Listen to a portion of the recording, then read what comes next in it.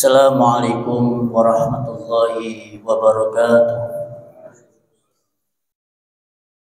Alhamdulillahirabbil alamin wal 'aqibatu lil muttaqin wala 'udwana illa 'alal zalimin. Asyhadu an la ilaha illallah wahdahu la syarika lah wa asyhadu anna Muhammadan 'abduhu wa rasuluh.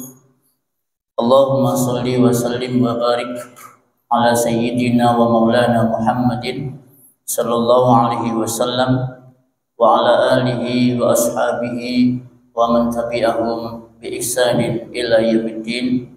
Amma ba'd.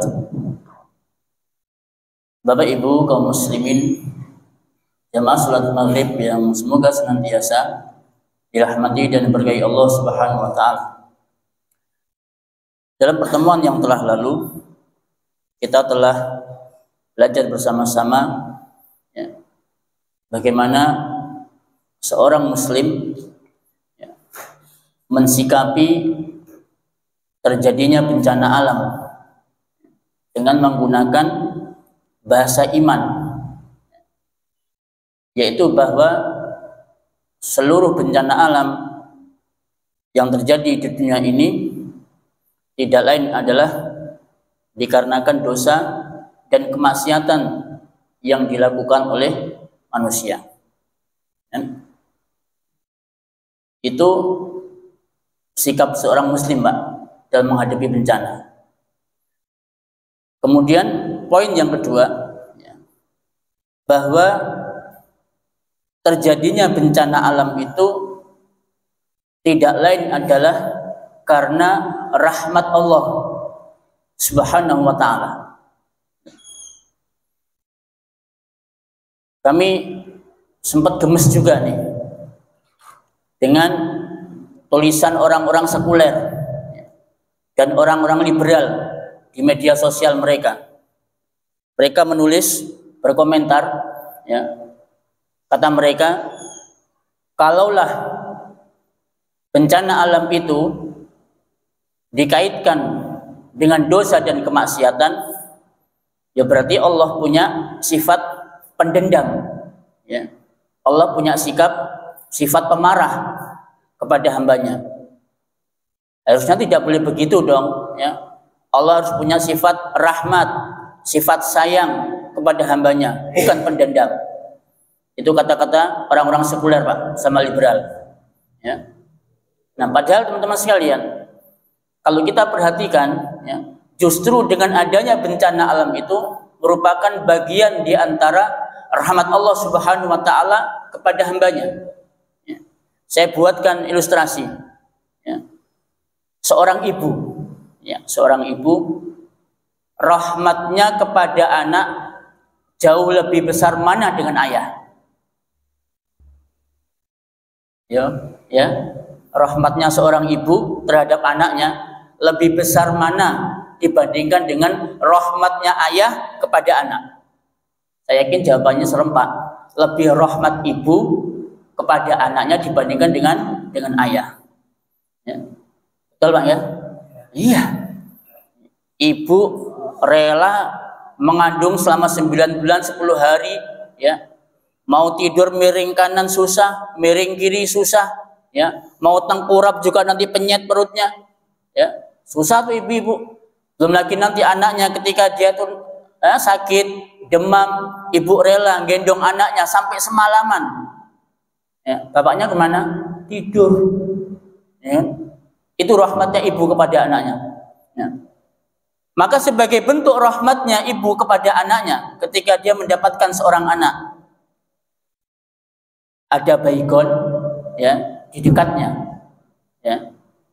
Kira-kira ibu yang mempunyai rahmat itu membiarkan baygon itu dibuat mainan anak sampai kemudian nanti botolnya dibuka kemudian diminum sama anak, atau kemudian ibu akan mengambil botol itu kemudian menjauhkan dari anaknya? Pasti jawabannya ibu akan mengambil botol baygon dan kemudian menjauhkan dari anaknya. Maka demikian pula Allah Subhanahu wa ta'ala sebagai bentuk rahmatnya Allah Subhanahu wa taala kepada para hambanya, Allah Subhanahu wa taala memberikan bencana alam kepada mereka. Karena Allah sayang kepada hambanya. Ya. Ini poin yang kedua, bagus sekalian. Jadi bencana alam itu tidak lain adalah merupakan bentuk rahmat Allah, kasih sayang Allah Subhanahu wa taala kepada hambanya. Ya. Poin yang ketiga, ya. Kita harus melihat bagaimana respon Rasulullah Shallallahu Alaihi Wasallam terhadap fenomena alam. Kenapa kita harus melihat Rasulullah? Karena beliau adalah manusia terbaik, manusia paling cerdas yang bisa memahami fenomena alam. Disebutkan dalam sebuah kisah, ya, yang dituturkan oleh Ibunda Aisyah radhiyallahu anha. Pernah suatu ketika Nabi Shallallahu Alaihi Wasallam itu melihat langit itu warnanya hitam, Pak, mendung, karena mendung, ya, karena mendung cuacanya warna hitam. Ya. Melihat langit yang warnanya hitam karena mendung, Rasulullah Shallallahu Alaihi Wasallam itu aqbala wa adbara, keluar masuk, ya, kayak orang bingung. Sembari wajahnya itu menunjukkan rasa ketakutan yang luar biasa. Lihat langit mendung, Pak, kewedan Nabi. Ya, keluar masuk. Melihat seperti ini, istrinya tanya, "Ya Rasulullah, mengapa kamu kok keluar masuk, kemudian wajahmu ada rasa ketakutan?" Maka jawab Nabi, "Sesungguhnya aku melihat langit itu warnanya hitam karena mendung." Loh, Aisyah heran. Loh, bukankah harusnya kita senang ya Rasul kalau langit itu mendung? Ini yang dinantikan oleh seluruh manusia, di mana mereka mengharapkan langit yang mendung tadi itu akan turun hujan. Kan begitu nggih? Harusnya kan senang nih, apalagi tadi kita 3 hari ya dihujani panas yang luar biasa, jam 8 udah panas, ya. Sekarang kemudian langit mendung warna hitam, mestinya kita senang nih. Ya, begitu kata Aisyah. Apa jawab Nabi ketika istrinya mengatakan demikian? Beliau membacakan surat Al-Ahqaf ayat 24 dan 25. Ya, surat Al-Ahqaf ayat 24 25. Silakan dibuka yang membawa Android ya Qur'annya. Allah di situ berfirman, "Falamma ra'awhu 'aridan mustaqbila awdiyatihim." Maka tatkala mereka melihat azab itu berupa awan yang menuju ke lembah-lembah mereka. Jadi ayat ini menceritakan tentang kisah kaum Ad, kaumnya Nabi Hud.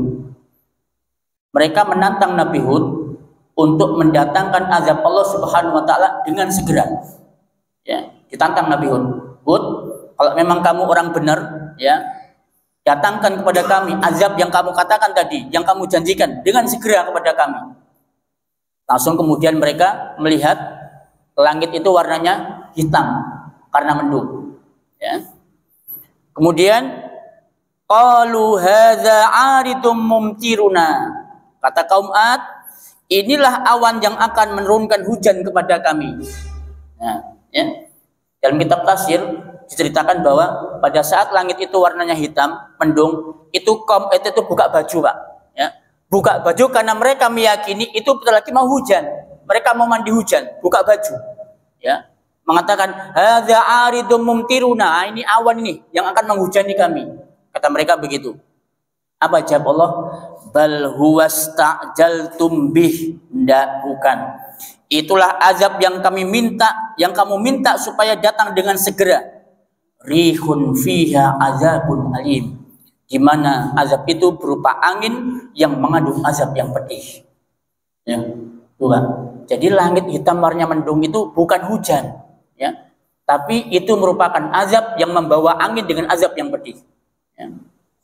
Kemudian ayat 25, tudammiru kulla syai'in bi amri rabbiha, yang mana dengan angin itu menghancurkan segala sesuatu dengan perintah Tuhannya. Fa asbahu la yura illa masakinuhum, dan tidak bisa dilihat sedikit pun dari mereka kecuali tempat-tempat tinggal mereka saja. Ya. Jadi gara-gara angin tadi, ya, itu mereka semuanya dihancurkan sama Allah Ta'ala, hanya disisakan rumah-rumah mereka, Pak, sebagai tempat tinggal. Kadzalika najzil qaumal mujrimin. Yang demikian itu kami yang membalas kepada orang-orang yang berdosa. Setelah Nabi membacakan itu, Pak, ya, langsung kemudian Aisyah terdiam, ya, nggak berani berkata-kata. Ya, coba, ini saking cerdasnya baginda Nabi, ya, melihat fenomena alam seperti itu, beliau ketakutan seakan-akan jangan-jangan langit mendung itu merupakan azab bagi kita. Nah, harusnya kita begitu kan mensikapi fenomena alam, terjadinya bencana di Palu, likuifaksi, gempa bumi di Lombok, gempa bumi di Cianjur, erupsi Semeru yang 2 kali, ya. Kemudian belum lagi nanti gempa-gempa susulan, getaran-getaran yang ada di Jember, ya. Kemudian yang ada di Banyuwangi, yang ada di Bali. Mestinya sebagai orang yang beriman, kita membaca itu semuanya bukan sebagai fenomena alam. Cuma biasa. Memang Indonesia ini kan terletak di antara 2 lempeng, lempeng Indo-Australia dan lempeng ini. Dan Indonesia itu terletak di cincin bumi. Ya. Ini orang-orang sekuler, Pak. Ini bahasanya orang sekuler yang kayak begini. Bahasanya orang liberal. Tidak pernah mereka sedikit pun mengaitkan itu semuanya dengan Allah Subhanahu wa Ta'ala. Akhirnya hasilnya itu mereka semuanya hubungkan dengan teknologi. Ya. Yuk, bagaimana caranya sekarang Indonesia ini rumah-rumah ketika ada gempa itu mereka nggak roboh, maka dibangunlah rumah-rumah ramah gempa. Tuh kan? Semuanya dikaitkan dengan teknologi, rumah-rumah ramah gempa. Ya. Bahkan di pantai Aceh, di Laut Aceh, ya, itu sempat pemerintah juga membawa pelampung, ya, kemudian diberi alarm, ya, kemudian dibawa ke tengah laut, nah, agar supaya nanti ketika terjadi tsunami masyarakat sempat lagi untuk mengungsi, mengevakuasi diri mereka sendiri. Ini orang-orang sekuler, Pak, yang seperti ini, orang-orang liberal yang seperti ini, ya. Semuanya dikaitkan dengan masalah teknologi, tidak pernah dikaitkan sedikit pun dengan dosa dan kemaksiatan mereka. Ya. Ini poin yang ketiga. Harusnya kita cerdas sebagai orang beriman mensikapi terjadinya fenomena alam seperti ini, bencana alam. Ya. Yang keempat, tidak semua dosa dan maksiat diazab di dunia. Ya. Mungkin sebagian kita berpikir, ya, atau mungkin sebagian besar netizen, ya, itu komentarnya macam-macam. Ya. Ketika terjadi bencana di Palu, ya, sebagian netizen mengatakan, wah, itu karena perbuatan dosa dan maksiat penduduk Palu itu, ya. Mereka banyak terjadi perselingkuhan di sana, ya. Bahkan LGBT di sana sampai 1000 membernya. Ya. Sebagian netizen mengatakan, ya, enggak, itu bukan karena dosa, ya.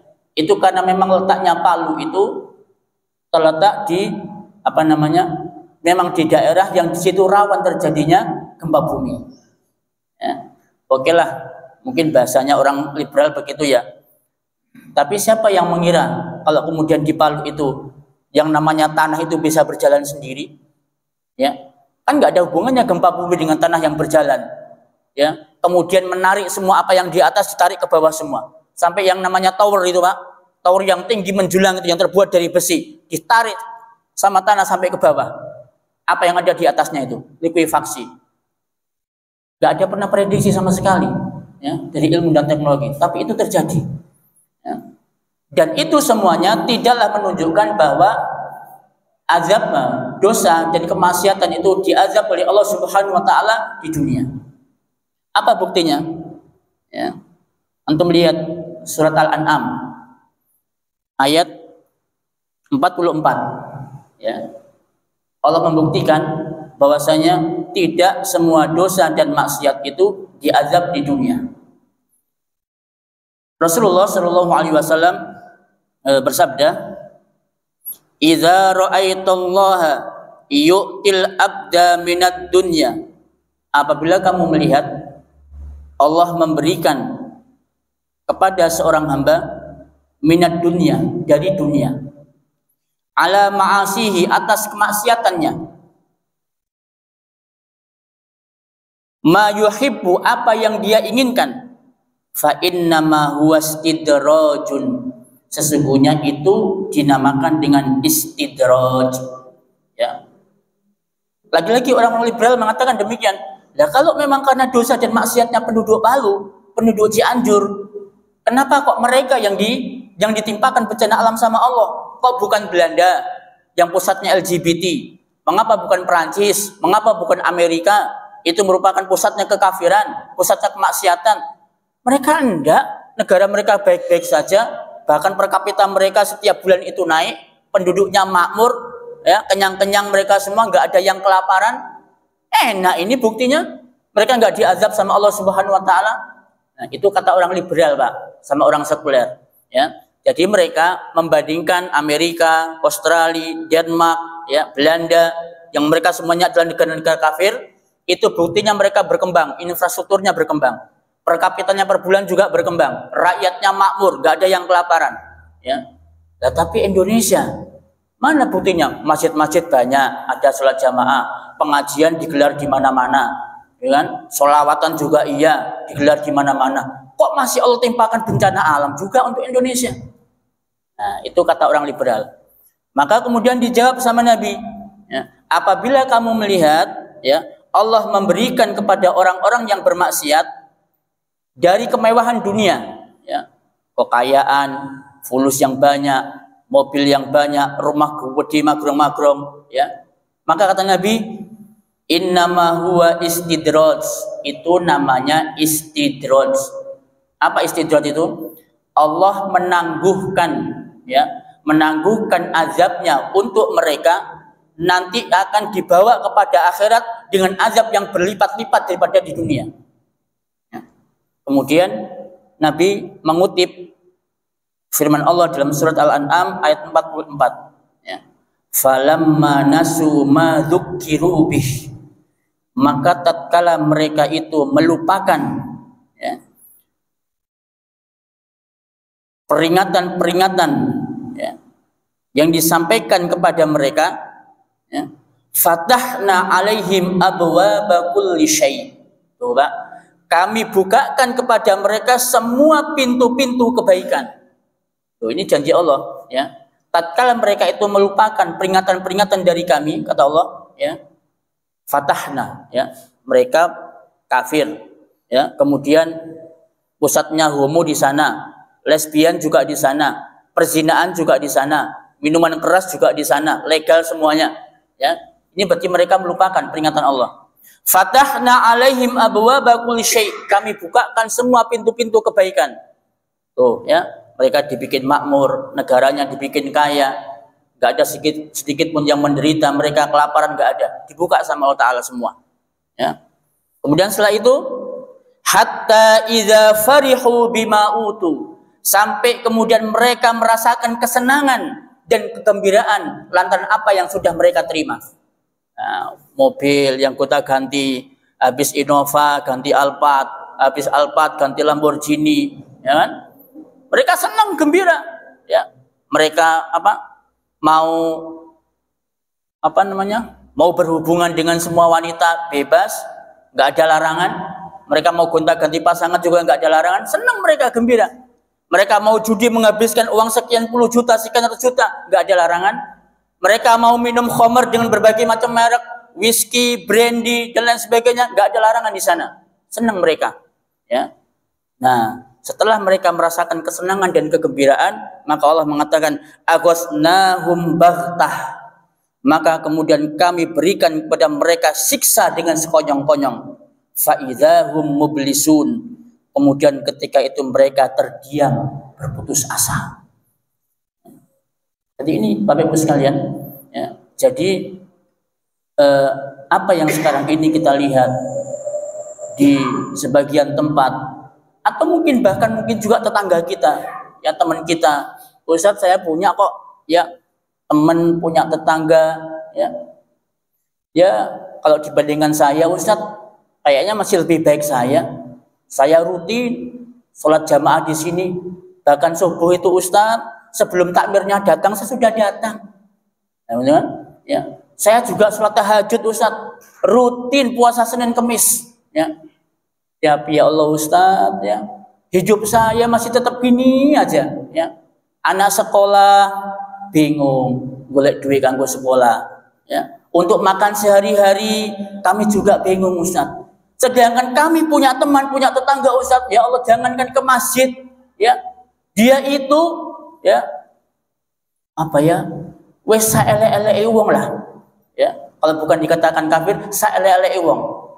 Yo judi, ya, yo tatoan, ya, rokok jedal-jedul, ya, kemudian dia gonta-ganti pasangan, zina dan sebagainya. Tapi enak Ustaz hidupnya, makmur, mobil selalu bawa, omai gede magrong-magrong. Ya apa Ustaz? Berarti Allah nggak adil sama saya. Nah ini Pak jawabannya Pak, Al-An'am ayat 44. Jadi ketika mereka itu melupakan peringatan dari Allah, Allah bukakan mereka semua pintu kebaikan. Jadi dengan jangan silau, ya, dengan mereka-mereka itu. Justru kita harus berbahagia dan senang. Alhamdulillah berarti saya ini masih dicintai dan disayang sama Allah Subhanahu wa taala. Ya. Nah, itu Pak. Jadi poin yang keempat ini, tidak semua dosa dan maksiat itu diberikan azab oleh Allah Subhanahu wa taala di dunia, melainkan ditangguhkan. Nanti begitu hari kiamat datang, maka mereka semua merasakan azab yang berlipat-lipat sebagai bentuk balasan kesenangan mereka di dunia. Okay. Kemudian apa sih perbedaan antara musibah, ya, ujian dan azab? Kemudian terjadinya bencana alam ini termasuk musibahkah, termasuk ujiankah, atau termasuk azab? Kita harus juga memahami ini, ya, antara tiga kata ini. Ya. Sebelum kita pelajari bersama-sama tentang perbedaan tiga kata ini, maka lebih baik kita pelajari persamaan tiga kata ini. Ya, persamaan antara musibah, kemudian ujian, kemudian azab. Apa persamaannya? Persamaan dari tiga kata ini adalah bahwa musibah, ujian, dan azab itu sebagai peringatan kepada orang yang masih hidup, ya, agar sadar dan kembali kepada Allah Subhanahu wa taala. Ya, saya ulangi persamaannya, ya. Persamaan musibah, ujian, dan azab agar orang-orang yang masih hidup, ada nggak kira-kira yang korban bencana alam yang masih hidup?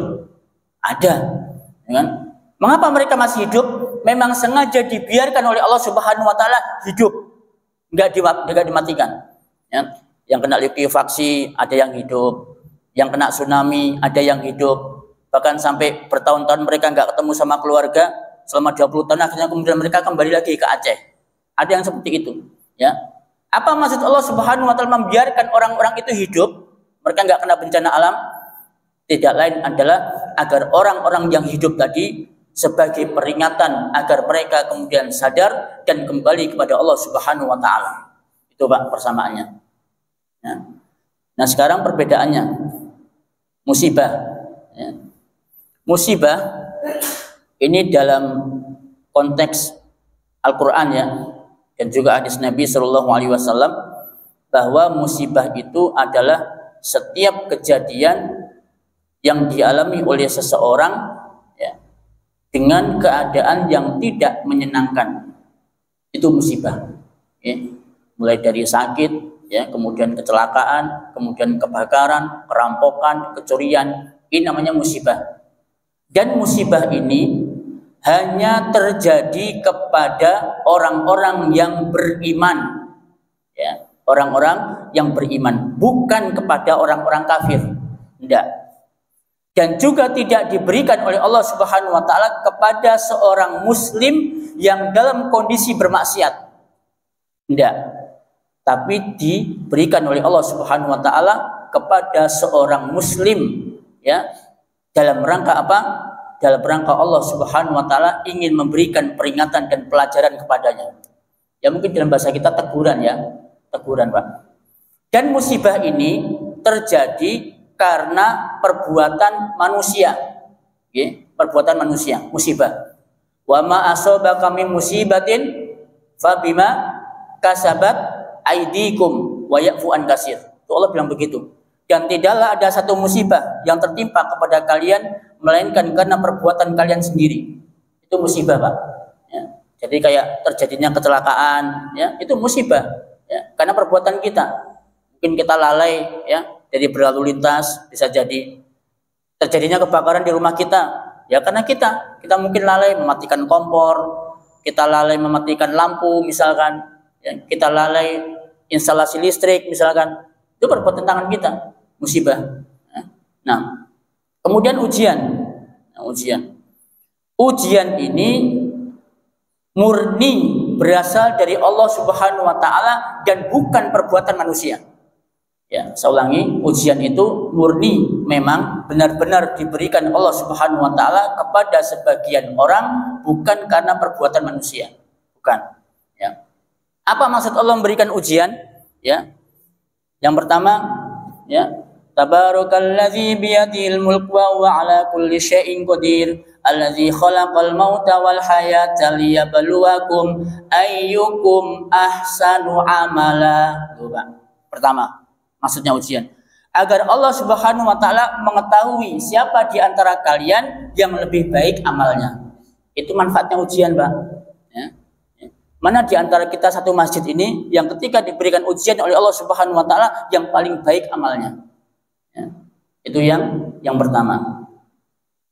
Kemudian tujuan Allah memberikan ujian yang kedua, ya, wal ya'lamal mujahidina minkum, ya, agar Allah Subhanahu wa taala mengetahui mana di antara kalian, ya, yang bersungguh-sungguh, yang jujur dengan keimanannya dan yang berdusta dengan keimanannya. Jadi tujuan yang kedua ujian. Jadi manfaat ujian itu Allah ingin membuktikan, masa sih di antara sekian banyak hambaku mana yang imannya benar-benar dusta, mana yang jujur. Maka perlu dikasih ujian, Pak. Ya? Nah, dan ujian ini, ya, Allah Subhanahu wa taala, ya, banyak sekali dalam Al-Qur'anul Karim itu menggunakan bahasa balaun.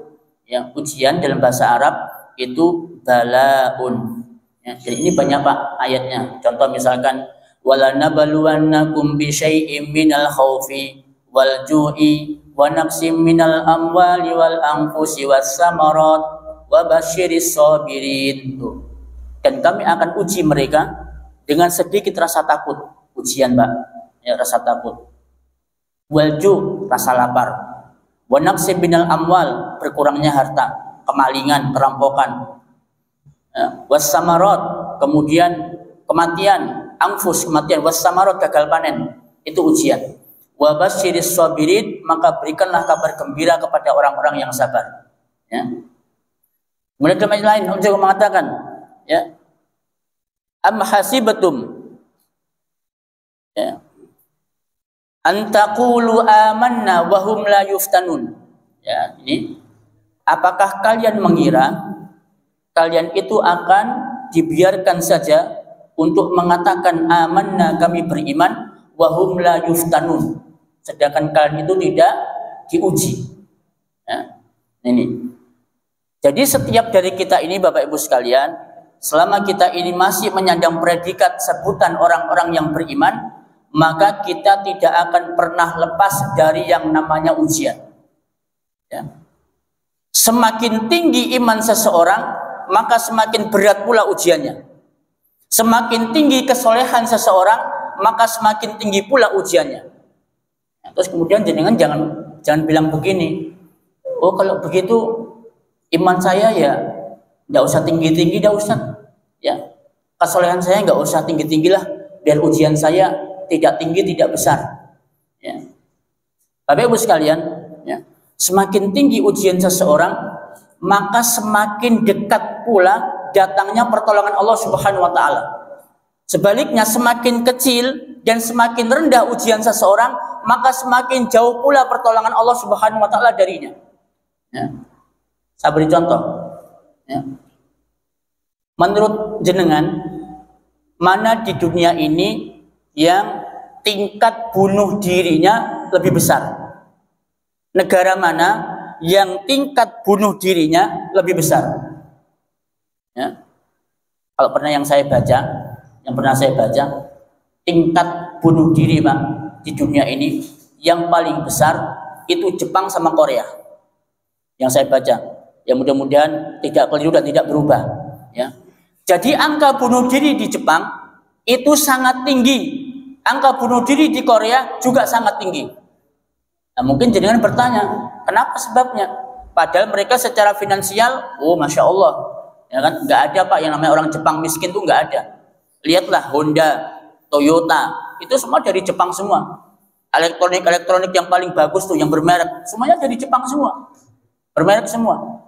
Tapi kenapa angka bunuh diri di Jepang itu tinggi? Ya, dikarenakan ujian mereka kecil Pak, ya kan? Mereka cuma diuji apa sih?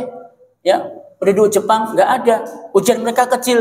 Karena ujian mereka kecil, maka Allah Subhanahu Wa Taala semakin jauh pertolongan mereka dari Allah Subhanahu Wa Taala. Ya. Korea, sama juga Korea. Ya, yang sekarang ini digandrungi kan sama ibu-ibu, yang Korea. Kita juga sempat heran juga, mengapa sih kok para wanita itu begitu gandrung ya sama aktor-aktor Korea itu. Ya. Padahal mereka itu, ibu sekalian, mereka itu di sana di negara asalnya, itu mereka itu hidupnya penuh dengan stres. Loh betul ini. Mereka depresi, mereka stres dibandingkan dengan Indonesia Pak. Aktor-aktor mereka itu. Coba lihat, hidungnya metot titik, operasi plastik. Ya kan? Alisnya kurang ya opo, dioperasi plastik. Ya kan? Kemudian dagunya kurang tirus, operasi plastik. Ya. Mereka stres depresi. Kenapa? Karena persaingan hidup yang keras di sana di Korea. Nah, sekarang bandingkan dengan Palestina sama Suriah. Mestinya kan angka bunuh diri kan tinggi di Palestina. Hidup kekurangan, ya. Kemudian dentuman bom, desingan peluru setiap hari. Mestinya ini yang bikin stres orang. Makan ndak enak, ya, nggak ada lauk pauknya kecuali makan rumput. Mestinya mereka yang tinggi angka bunuh diri, tapi nggak ada. Justru malah penduduk Palestina itu penduduk yang paling tenang dan paling tentram hidupnya. Suriah juga begitu, ya. Setiap hari mereka merasakan bom, desingan peluru, granat dan seterusnya. Makan kesulitan, ya. Mereka harus makan sisa-sisa, bahkan makan rumput. Tapi nggak pernah kita dengar cerita orang-orang Palestina, orang Suriah mereka bunuh diri, Pak. Ya. Padahal secara finansial mereka sangat kurang, dengan nggak ada. Nah, ini menunjukkan sekali bahwasanya semakin kecil ujian seseorang, maka semakin dia itu jauh dari pertolongan Allah Subhanahu Wa Taala. Nah, kemudian mengapa orang beriman itu ujiannya lebih berat? Nabi Shallallahu Alaihi Wasallam bersabda ketika beliau ditanya, Ya Rasulullah, ayun nasi asyaddu bala'an. Siapa manusia yang paling berat ujiannya? Ya. Nabi menjawab al-anbiya, para nabi. Ya. Saya pikir-pikir ya benar Pak. Jadi para nabi itu manusia yang paling berat ujiannya. Ya. Jenengan kalau dikasih ujiannya para nabi, saya yakin nggak ada yang mampu Pak. Ya. Contoh saja, Nabi Ayub alaihissalam. Ya. Beliau nabi, tapi ujiannya luar biasa. Saya yakin kita semua yang ada di masjid ini, kalau diberikan ujiannya Nabi Ayub, saya yakin kita nggak kuat Pak. Mungkin stres, depresi, bisa-bisa bunuh diri. Ya. Nabi Ayub, anaknya meninggal, ternaknya mati semua. Ya. Kemudian ekonominya bangkrut, miskin, nggak punya apa-apa.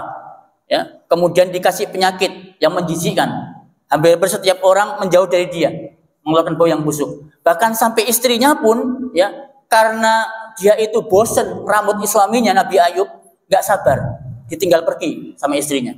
Coba, ya. Ini Pak, ujian Nabi Ayub, berat kan? Tidak mampu kita. Sampai Nabi Ayub bersumpah, wallahi demi Allah, andaikan nanti Allah Subhanahu Wa Taala sembuhkan aku, kemudian kamu kembali, aku akan cambuk kamu. Sampai bersumpah beliau kepada istrinya. Kemudian Allah perintahkan dia, ya, Nabi Ayub, untuk menghentakkan kakinya di tanah. Ya, kemudian disuruh mandi dan minum dengan air itu. Sembuh Pak Nabi Ayub. Ya. Kemudian setelah sembuh, ya, hartanya kembali lagi, istrinya kembali balik. Ya. Maka sumpahnya Nabi Ayub diwujudkan, istrinya dicambuk dulu, baru kemudian bisa kembali. Ya. Ini ujian berat para nabi. Kemudian fal amsal, kemudian berikutnya, kemudian berikutnya, kemudian berikutnya. Jadi semakin tinggi iman seseorang, maka semakin berat ujiannya. Kenapa begitu? agar orang beriman itu tidak cinta dunia. Ya. Kenapa sih Ustadz orang beriman itu kok berat ujiannya? Karena supaya orang beriman itu tidak cinta dunia. Ya. Orang kalau udah cinta dunia itu akan terkena penyakit wahan, Pak. Apa penyakit wahan itu ya? Hubbud dunya wa karahiyatul maut. Tuh. Cinta dunia dan takut mati. Ya. Itu Pak maksudnya. Maka ketika manusia itu udah cinta dunia, kata Nabi, ya, kecintaan kepada dunia itu ra'su kulli khati'atin, merupakan pangkal dari setiap keburukan. Itu cinta dunia, Pak. Ya. Bisa dicek nih, ya, data dan fakta. Orang-orang yang memiliki kecintaan dengan dunia, ya, kira-kira peduli tidak dengan agamanya? Tidak, Pak. Ya. Mereka berusaha semaksimal mungkin bagaimana dunia itu bisa mereka raup semuanya, ya, keluarganya aman, keluarganya sejahtera, keluarganya kenyang, tidak peduli. Mau saya mau pakai korupsi, ya, mau saya dengan cara mencuri, mau saya merampok, mau saya menipu orang, mereka nggak peduli karena mereka cinta dunia. Ya. Dan biasanya orang yang cinta dunia itu sulit untuk dinasehati. Ya. Saya ambil contoh, ya. Kita punya adik, baik perempuan mau laki, ya, cinta sama seseorang. Adik laki cinta sama wanita, kita punya adik perempuan cinta sama lelaki. Kira-kira adik kita ketika mereka jatuh cinta bisa nggak dinasihati? Contoh, ya, kita punya adik laki seneng sama wanita, nggak pakai jilbab, Pak.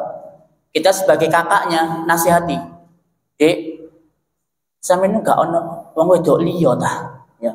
Iku ngono sing mbok senengi lho, gak gawe jilbab. Apa jawab adik kita, Pak? Jarno, ya. Sing penting lak manis. Loh, Pak, ya kan? Sing penting lak manis. Loh. Ya Allah, Dek, Dek iku lho, keturunannya bukan orang-orang baik-baik. Apa jawab adik kita? Jarno, sing penting lak pinter. Tuh, Pak, jawabannya, ya. Itu orang kalau udah jatuh cinta, sulit untuk dinasihati. Sama dengan orang yang cinta dunia. Orang yang cinta dunia tidak akan pernah mudah untuk dinasihati, Pak.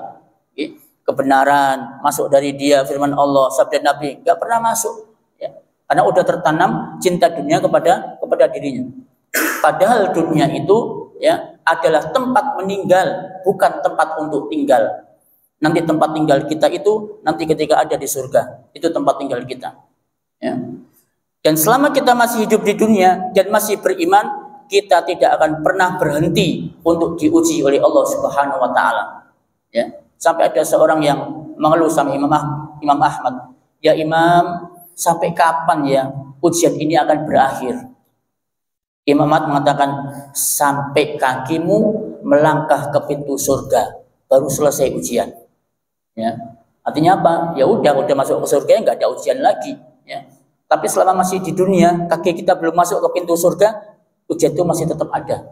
Ya.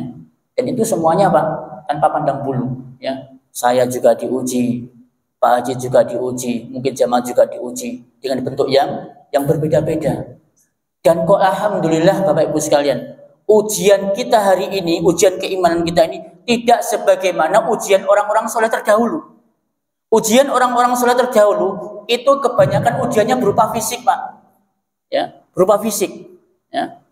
Tidak percaya? Ada yang pernah baca kisah Ashabul Ukhdud? Ya.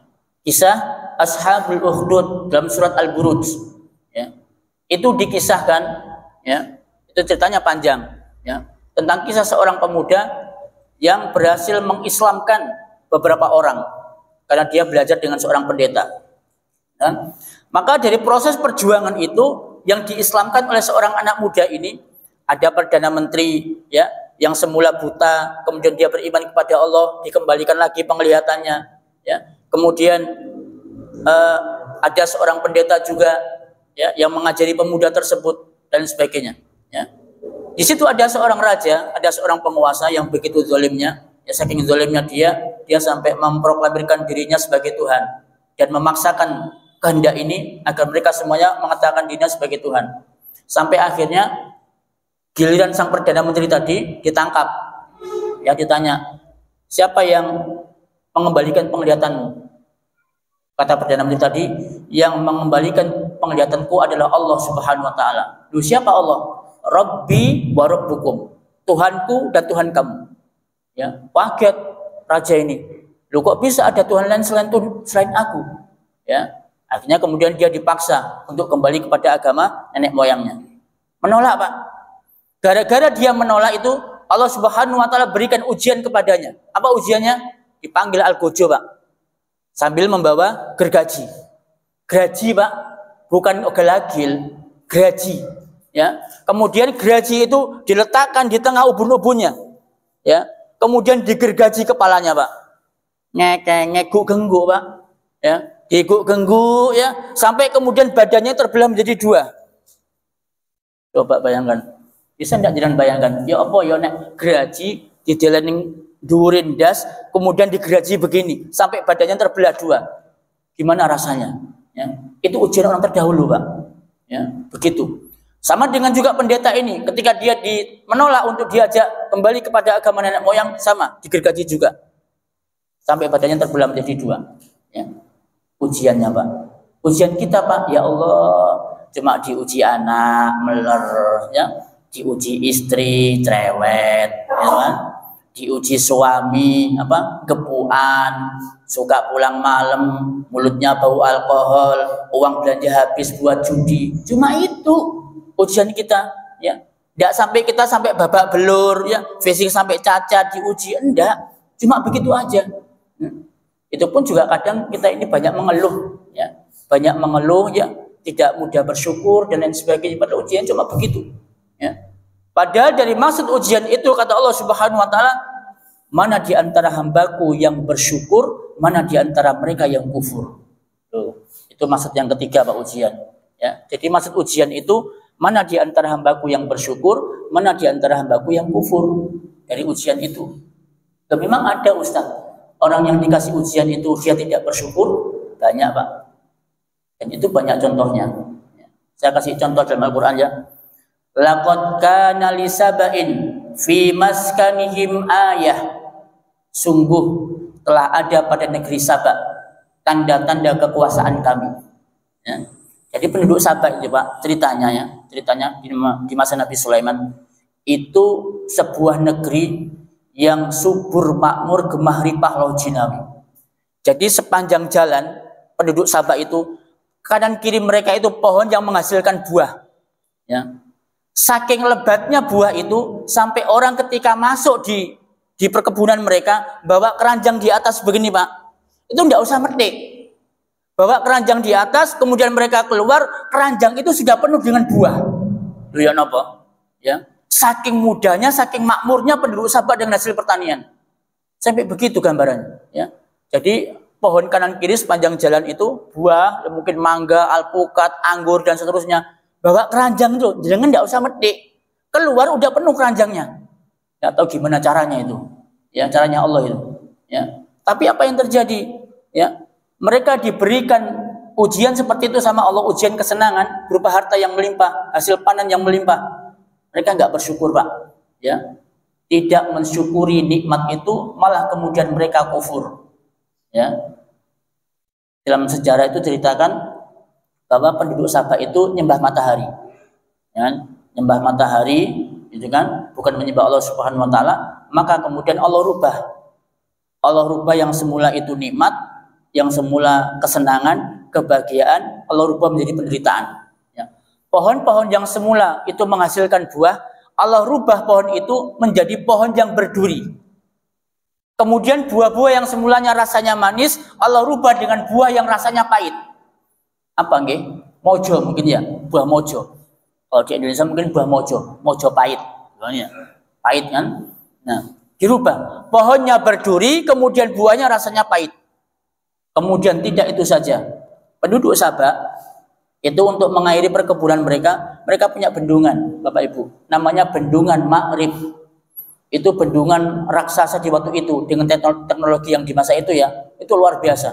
Ya. Karena mereka kufur, Allah kirimkan kepada mereka tikus yang ukurannya seperti kucing, ya, bukan tikus rumah, mungkin tikus apa, ya, tikus got, ya, yang besarnya kayak kucing itu, Ya, Allah kirimkan pasukan berupa tikus. Kemudian tikus-tikus itu menggerogoti bendungan. Ya, digerogoti bendungannya, tidak tahu apanya digerogoti. Kemudian roboh dan hancurlah ya bendungan itu. Kemudian airnya tumpah ke darat. Ya, kemudian membanjiri seluruh perkebunan itu dan rata semuanya. Penduduk Sabah dihancurkan sama Allah Subhanahu wa taala dengan banjir bandang. Ya. Karena Allah punya bendungan Ma'rib. Nah, ini Bapak Ibu sekalian, contoh lah ya. Jadi ketika orang itu diberikan ujian ya, berupa kesenangan, ya, kenikmatan, ada yang lulus, ada ya. Ada pula yang tidak lulus juga ada. Ada pula yang diberikan ujian berupa kepedihan, ya, kurang makan, gitu kan. Terus kemudian ya semuanya serba terbatas, serba kekurangan. Ada yang diberikan ujian itu, ada yang lulus, ada. Tapi sebaliknya ada yang gagal pula. Gagal diberikan ujian berupa kepedihan. Ya. Apa contohnya? Kayak misionaris yang datang ke rumah, nawarkan beasiswa. Anak sampean sekolah. Iya Pak, cuma sampai lulus SD. Oh iya Pak, tak sekolahnya sampai perguruan tinggi. Ya. Dikasih beasiswa, nanti ngambil beasiswanya di gereja, ikut kebaktian dulu, gitu kan? Setelah ikut kebaktian, lama-lama kemudian dibaptis, namanya diganti, masuklah ke dalam agama Nasrani. Terjadi Pak di Cianjur, ya. Di Cianjur itu yang namanya kristenisasi luar biasa pesatnya di Cianjur, ya. Sampai di sana itu ada yang namanya pusat penginjilan, ada namanya gereja Karmel, ya kan? Mungkin jenengan sudah baca semua kisahnya itu, ya. Itu Cianjur itu pusatnya kristenisasi di Indonesia. Sampai mereka mempunyai tempat yang khusus di mana tidak bisa terjamah oleh siapapun di Cianjur, Pak. Subhanallah. Dan kalau kita amati di Indonesia itu mesti yang namanya bencana alam mau masuk di bulan Desember. Kalau tidak November ya di bulan Desember. Mesti, Pak. Aceh 26 Desember.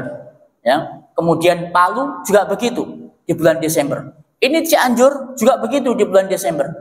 Nah ini ada apa sebenarnya? Kenapa kok Allah memberikan bencana di bulan Desember? Ya, ada yang tahu jawabannya? Nah, dikarenakan di bulan Desember ada dua perayaan, di mana dua perayaan ini Allah Subhanahu Wa Taala benar-benar murka kepada mereka. Ya, apa itu Pak? Natal dan Tahun Baru. Nah, kenapa Allah sampai murka Pak? Ya. Dengan namanya perayaan Natal dan Tahun Baru ini. Dikarenakan orang-orang beriman itu mereka pun juga latah.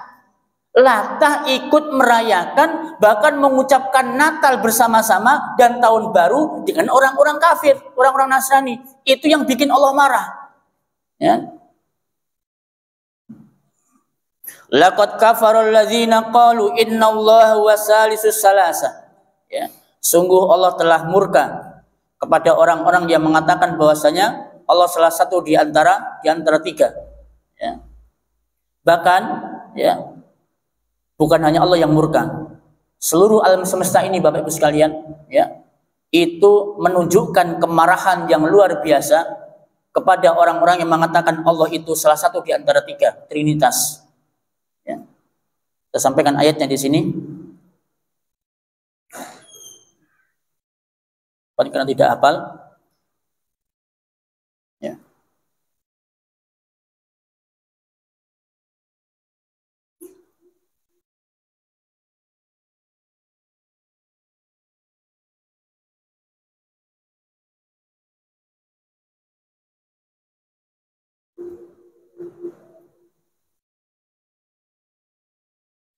Ya. Jadi bisa lihat di surat Maryam 90 dan 91. Ya. Takadus samawatu yatafattarna minhu wa tanshaqqul ardu wa takhirrul jibalu hadda. Hampir saja langit itu pecah, ya. Dan bumi terbelah dan gunung-gunung runtuh, ya. Kenapa?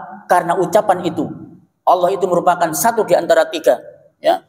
Andaulir rahmani walada, karena mereka menganggap Allah yang maha pengasih mempunyai anak. Tuh, langit gak terima Pak, pecah, hampir-hampir pecah. Bumi pun juga gak terima, terbelah Pak bumi Pak. Cianjur dihancurkan, terbelah. Ya kan? Aceh juga begitu. Bumi Aceh nggak terima, terbelah kemudian buminya. Ya. Dan ternyata sama. Penduduk Aceh pada saat itu mereka sedang menyiapkan perayaan menyambut Natal dan Tahun Baru. Di saat itu, Pak. Aceh. Ya, sama. Ya. Inilah kemudian yang membuat alam semesta itu marah. Datang di bulan Desember bencana alam. Masuk bulan Desember bencana alam lagi. Coba nanti TNI. Tahun depan, bulan Desember bencana lagi itu. Ya. Karena umat Islamnya mereka itu juga turut serta. Coba dengan lihat segenap staf dan direksi mengucapkan selamat Natal dan Tahun Baru. Ya kan? Ya. Pemerintah Kabupaten Probolinggo, pemerintah Provinsi Jawa Timur mengucapkan selamat Natal dan Tahun Baru. Coba, ya. Itu kita dapatkan semua benar-benar itu di kantor-kantor, di jalan-jalan. Itu ada semua ucapan selamat Natal dan Tahun Baru. Ya Allah, mereka Muslim, Pak, bukan Nasrani. Ya. Padahal fatwa Majelis Ulama Indonesia udah jelas tuh. Haram hukumnya mengucapkan selamat Natal. Tuh, sama dengan artinya kita meridhoi dan setuju dengan agamanya Nasrani. Kalau Allah itu punya anak. Ya marah Allah, Pak. Ya, umat Islam dibegitukan. Ya, umat Islam begitu akidahnya, ya, tauhidnya kayak begitu. Ya Allah murka. Allah izinkan kepada langit, Allah izinkan kepada bumi, Allah izinkan kepada gunung untuk menghancurkan mereka. Ya. Belum lagi nanti ditambah dengan masuk perayaan Tahun Baru, ya. Mulai dari belajar-belajaran, ya, muda-mudi goncengan sambil pelukan begini, ya, bukan suami istri. Ada yang booking hotel, ya, zina sampai pagi. Banyak. Maka kita dapatkan perayaan Tahun Baru, Pak. Yang namanya kondom itu berceceran, Pak, kondom. Di jalan-jalan, di hotel-hotel, ya, di kebun-kebun, di sawah, kondom, Pak, berceceran. Masuk di perayaan Tahun Baru. Jangan lihat sudah. Itu pasti tiap tahun begitu, ya. Perzinaan terjadi di mana-mana kalau perayaan Tahun Baru. Ini yang kemudian membuat Allah Subhanahu wa taala marah dan murka kepada mereka. Cuma ini kok enggak sadar-sadar gitu loh. Orang-orang itu dikasih bencana berkali-kali enggak sadar-sadar. Allah, mau dikasih apa lagi sama Allah Subhanahu wa taala? Ya. Nah, makanya teman-teman sekalian, ya, orang yang tidak segera sadar-sadar nih, ya, bencana Aceh, bencana Palu, Lombok, Cianjur dan seterusnya tidak membuat mereka sadar. Mari kita simak bersama-sama, ya. Nabi Shallallahu Alaihi Wasallam mengingatkan kita dalam sebuah hadisnya dari Abi Hurairah yang diriwayatkan oleh Imam At-Tirmizi, ya. Kata Nabi, "Idza takhudul fai'u dualan." Ketika harta rampasan perang dijadikan kas negara, ya, tidak diberikan kepada orang yang ikut perang. Wal amanatu mughannaman, kemudian amanah dijadikan rebutan. Waz zakatu mugharraman, kemudian jatah zakat dikurangi. Wa tu'allamu li ghairid din, dan bukan agama Islam yang dipelajari. Wa ata'ar rajulu imra'atahu, seorang suami mentaati istrinya. Wa aqqa ummah, kemudian dia durhaka kepada ibunya. Wa adna sadiqah, kemudian ada orang yang lebih dekat kepada temannya. Wa aqsa abah, kemudian dia menjauh dari ayahnya. Wa dhaharatil aswat fil masajid, kemudian bermunculan suara-suara di dalam masjid, ya. Wa dhaharatil aswat, bermunculan suara-suara di masjid. Suara apa ini, Pak? Bukan suara anak kecil, bukan suara orang dewasa lagi bertengkar di dalam masjid, enggak. Suara apa kira-kira ini, Pak, di masjid, Pak? Ya? Suara apa kira-kira? Hah? Nah, tuh, Pak. Ya, Bapak tahu sendirilah suara apa itu. Ya. Ini kata Nabi. Ya, bukan kata saya loh, ya. Wasadal qabilatu fasiqahum. Kemudian orang-orang fasik memimpin suatu negeri. Wa kana zaimul qaum arzalahum. Kemudian orang yang paling hina memimpin suatu kaum. Wa akramar rajulu makhafata syarrihi. Kemudian orang yang dimuliakan, ya, ditakuti pengaruhnya. Ya. Wa zaharul tilqainat, kemudian para biduanita mulai bermunculan. Wal ma'azif, alat musik. Wa syuribatul khumur, kemudian khamar diminum. Wala ana akhiru hadzal umma awwaluha, kemudian umat, ya, yang di akhir ini melaknat umat yang pertama. Siapa? Ada orang-orang yang melaknat para sahabat, ya. Maka kemudian apa yang terjadi? Fa inda dzalika rihan hamra, Allah kirimkan kepada mereka angin yang berwarna merah. Wa zalzalah, kemudian gempa bumi. Wa khosfan, kemudian perubahan bentuk wajah. Wa khozafan, kemudian dihujani batu. Wa ayatun tataba'a kanizamin. Itu semuanya itu seperti ikatan biji tasbih yang putus talinya. Ya. Jadi ini Pak, hadis ini sebagai isyarat kalau orang sudah diberikan gempa berkali-kali, ya, gempa lagi, tidak membuat mereka sadar, maka mereka akan diberikan gempa yang secara berurutan, secara terus-menerus, kata Nabi, seperti ibarat tasbih yang dipotong talinya. Coba, ya, tahu nggak kalau tasbih dipotong talinya, apa yang terjadi? Ya, maka yang paling bawah akan jatuh. Yang atasnya lagi demikian, seret, begitu Pak, ya, akan turun dan datang berurutan dengan cara yang cepat, ya. Kanizamin tataba'a, ya, kata Nabi, seperti biji tasbih yang diputus talinya, kemudian mereka jatuh secara berurutan, ya. Itu peringatan dari Allah Pak. Mun Allah tak omes Pak, ya, mun gemes sama orang ini, wis dikasih peringatan berkali-kali dan Allah kasih mereka gempa secara berurutan, ya. Bisa ya, Masya Allah, ya. Ini tadi ujian ya, berkaitan dengan ujian. Sekarang yang terakhir berkaitan dengan azab, ya. Apa itu azab? Azab itu, ya, diberikan Allah Subhanahu wa taala kepada orang-orang kafir. Sebagian orang-orang kafir. Agar apa? Agar orang-orang yang hidup itu mereka bisa mengambil peringatan dari azab itu di dunia, ya. Tidak semua ya, tidak semua, ya. Maka kita dapati, ya.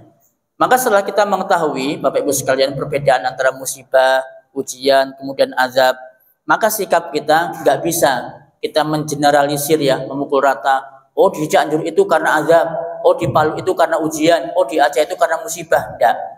Tapi masing-masing orang memiliki porsi yang berbeda. Makanya Pak, ketika para relawan, maaf ya, para relawan itu ketika mereka menemukan jenazah, kan ada tuh, ada perempuan pakai jilbab, warna hitam, pakai cadar, meninggal Pak, tertimpa reruntuhan. Dan konon katanya perempuan ini seorang hafizah, perempuan yang hafal 30 juz Pak. Apakah kemudian wanita ini kena azab? Loh kan enggak. Ya, bisa jadi itu musibah, bisa jadi itu ujian bagi wanita ini. Sebaliknya kita mendapatkan ada orang yang maaf ditemukan sama relawan ada kalung salib, gitu kan, ya. Bahkan kemudian ada yang dikenal ini orangnya preman di daerah itu, ya, suka minum, suka judi. Apakah ini musibah bagi dirinya? Apa dia ujian? Belum tentu juga, gitu kan. Ya, jadi antara musibah, ujian dan azab itu masing-masing orang berbeda ketika mereka itu tertimpa musibah, bencana alam, ya. Jadi kita nggak bisa menghukumi mereka satu persatu, ya, secara generalisir, secara rata, kecuali hanya person-person yang berbeda. Nah, mungkin begitu ya pertemuan kita yang terakhir. Mungkin sebelum kita akhiri, mungkin 5 menit ada pertanyaan atau mau disampaikan dulu. Oke, monggo Pak.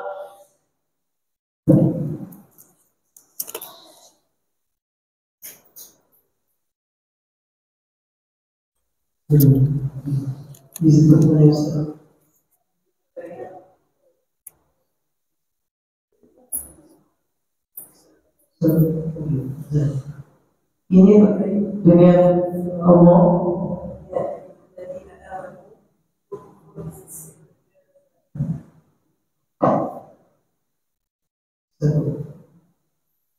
yang saya tanyakan terkait dengan firman Allah. A'udzubillahi minasyaitonir rajim. Ya ayyuhalladzina amanu qulu fisabilillah wa la taqutu wa tashhadu. Allah berfirman kepada kita beriman, wahai Muhammad beriman, masuklah kalian ke dalam Islam ini secara komprehensif, menyeluruh tanpa pandang hukum yang telah Allah dan Rasulnya tetapkan. Apabila tidak demikian, maka kalian telah mengikuti dengan jalan syaitan, dan sesungguhnya syaitan itu sangat tidak berpengaruh.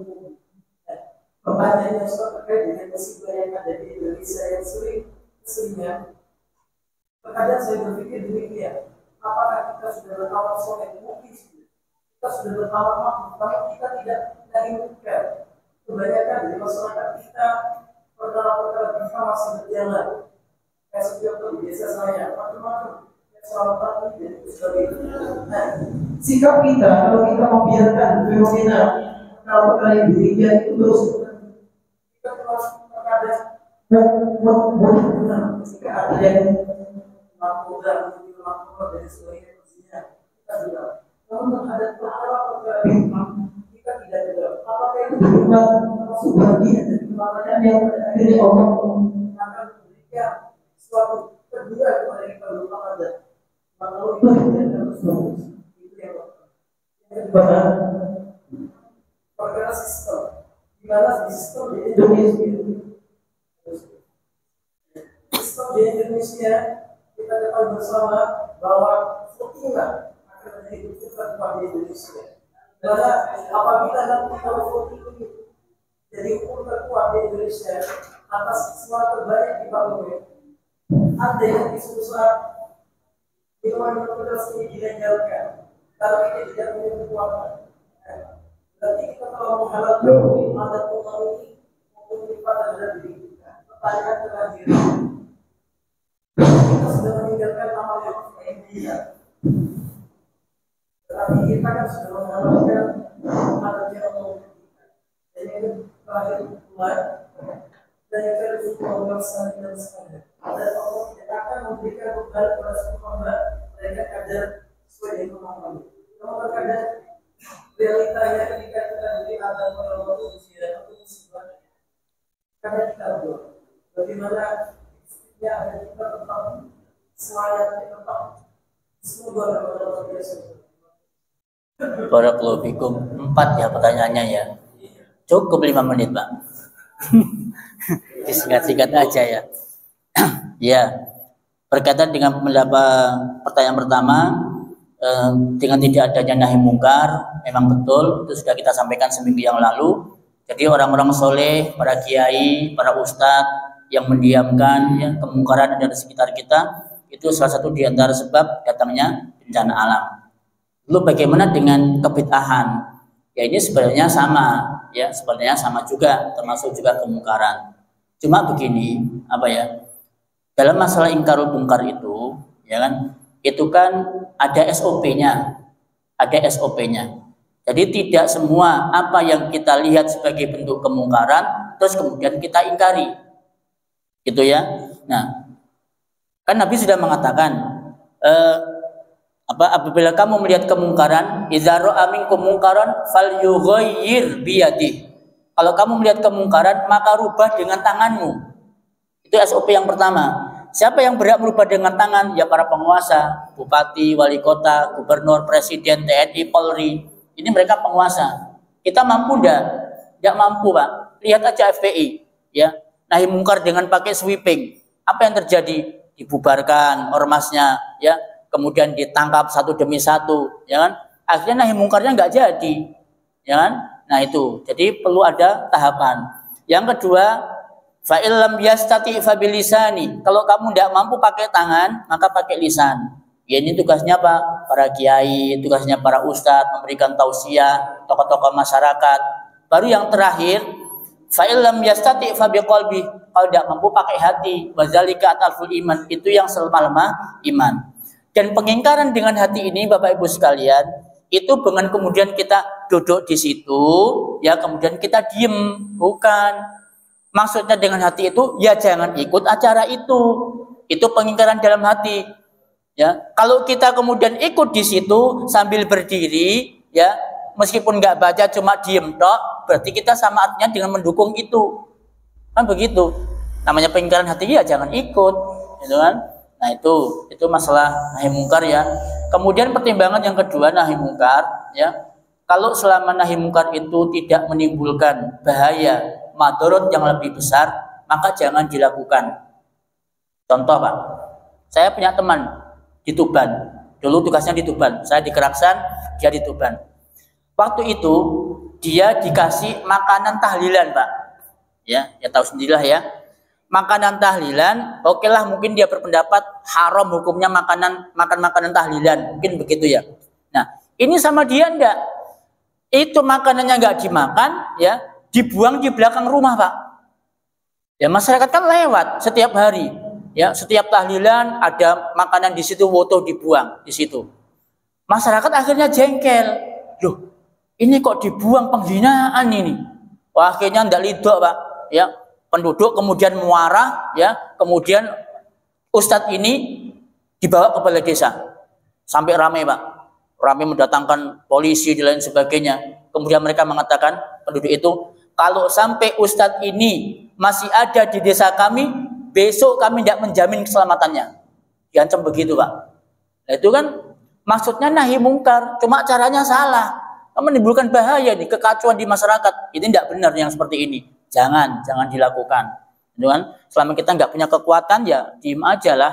Itu kan, terima apa adanya. Sambil tetap pelan-pelan ya kita mengajak kepada masyarakat kepada sunnah begitu. Ya, nahi mungkar. Apa? Hah? Sampai jam 8 nanti. Ya, jadi begitu gitu. Untuk masalah nahi mungkar ini jadi ada tahapan-tahapannya yang perlu kita lakukan. Kemudian yang kedua tentang masalah itu ya parlemen tadi ya, tentang masalah voting. Ya memang kita serba dilema sih. Ya, dilema di masyarakat kita ada sebagian kelompok itu yang memang mengharumkan untuk duduk di parlemen ya, karena itu sistemnya sistem kafir. Ya, demokrasi asasnya itu mereka mengharumkan, sehingga ketika kita duduk di parlemen sama halnya dengan kita mendukung demokrasi. Ada yang mengatakan demikian. Ada kelompok yang mengatakan, loh, kalau kita tidak masuk di parlemen, nanti yang menguasai orang-orang kafir, orang-orang munafik, orang-orang pendosa semua. Nanti akhirnya negara jadi kacau, maka kita perlu masuk di situ. Ya, itu ada sebagian kelompok yang mengatakan demikian. Tapi wallahu a'lam ya tentang masalah ini. Tapi dalam bukti sejarah mulai dari zamannya Pak Karno sampai sekarang zamannya Jokowi, teman-teman yang udah masuk di parlemen, PKS, P3, ya Partai Bulan Bintang, apalagi PAN, apalagi semua partai-partai yang berasaskan Islam, ya, yang semua merasa agama Islam. Apakah mereka itu mampu untuk merubah undang-undang yang telah diputuskan di DPR? Tidak mampu, Pak. Mereka nggak bisa berbuat banyak karena suara mereka kalah. Bahkan mereka pun juga terjerat korupsi. Undang-undang apa? Korupsi daging sapi. Tuh. Ya kan? Yang konon katanya berkoar-koar ingin merubah syariat Islam, merubah undang-undang lewat parlemen, kena korupsi daging sapi. Ya. Ada yang korupsi Al-Quran. Tuh, Pak. Dari partai fulan. Tuh. Partai agama Islam lagi yang korupsi Al-Quran tuh. Ya. Jadi Allah a'lam dalam masalah ini ya, mana yang lebih benar di antara kelompok itu. Tapi secara sejarah umat Islam nggak pernah menang di parlemen, Pak. Umat Islam nggak pernah menang di parlemen. Kemudian pertanyaan yang ketiga, masalah apa tadi? Apa yang ketiga tadi? Ujian sesuai kemampuan. Oh, 6. Iya, la yukallifullahu nafsan illa wus'aha. Betul. Jadi ketika Allah Subhanahu wa taala memberikan ujian itu sesuai dengan kemampuan kita. Kita itu semakin tinggi iman kita, berarti semakin tinggi ujiannya. Berarti kita dianggap mampu sama Allah dikasih ujian itu. Semakin ringan dan rendah imannya, berarti semakin ringan ujiannya. Berarti Allah tahu kadar iman kita segitu, ya mampu kita segitu, kasih ujian ringan. Dan itu. Yang keempat, apa tadi? Apa Mas? Anu Pak? Barakallahu fiik. Ya.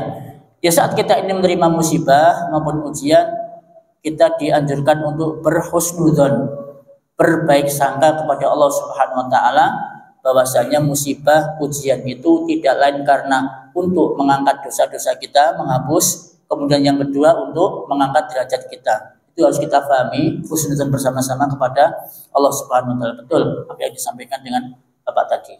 Barakallahu fikum. Ini ya yang bisa kami sampaikan. Subhanakallahumma wa bihamdika asyhadu an la ilaha illa anta astaghfiruka wa atubu ilaik. Assalamualaikum warahmatullahi wabarakatuh.